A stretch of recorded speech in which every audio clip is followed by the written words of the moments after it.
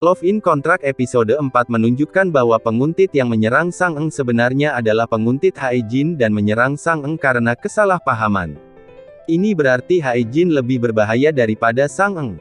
Ji-ho menawarkan untuk mengantar Sang Eng pulang demi keselamatannya, tapi dia bilang dia baik-baik saja sendiri. Sebelum pergi, dia bertanya kepadanya tentang tiket konser dan Ji-ho mengatakan kepadanya bahwa dia akan hadir juga.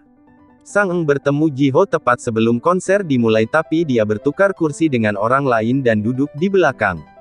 Namun, dia menemukannya lagi setelah konser ketika dia berbicara dengan bosnya. Bos telah memberinya tiket tetapi dia tidak bisa memberikannya kepada bawahannya. Ketika Sang Eng muncul tiba-tiba, Ji-ho memperkenalkannya sebagai istrinya dan segalanya meningkat dengan cepat.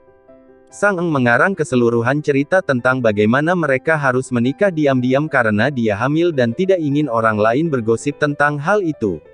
Bos Ji-ho terkejut tetapi juga senang untuknya. Sang Eng salah mengundang rekan Ji-ho untuk makan malam di rumah. Ji-ho meminta Sang Eng untuk bekerja selama sisa kontrak karena dia perlu menemukan penguntitnya dan Sang Eng menawarkan untuk membantunya. Yo Mi-ho mendapat masalah setelah bertindak sebagai perantara antara grup Kang Jin dan seorang arsitek internasional terkenal.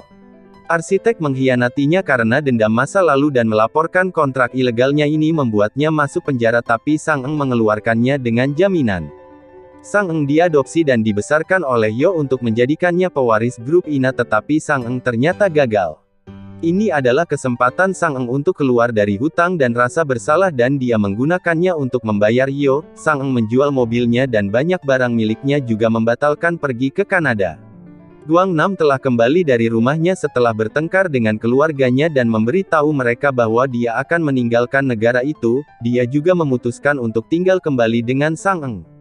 Keluarga Guang Nam memiliki banyak harapan darinya sebagai anak laki-laki tetapi dia merasa menjadi anak laki-laki memberatkan. Sang Eng sangat stres karena Yo pergi ke rumah Ji-ho, tapi Ji-ho memberitahunya bahwa dia sedang makan malam perusahaan.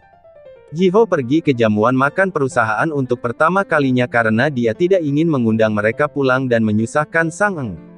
Namun, Sang Eng bertanya apakah dia bisa makan sendirian di tempatnya.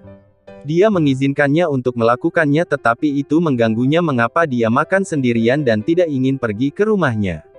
Desas-desus tentang Hae Jin menjadi gay, seorang wanita dan yang lainnya telah beredar terus-menerus dan ayahnya terganggu oleh itu. Mereka memintanya untuk kembali ke rumah dan menikah dengan putri seorang pengusaha. Hae Jin bosan dengan mereka dan kembali ke apartemennya, hanya untuk menemukan sekelompok wartawan menunggunya. Dia melihat Sang Eng berjalan sendirian dan meraih tangannya.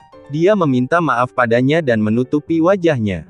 Kemudian dia berjalan ke arah reporter dan mengumumkan bahwa dia akan menikah.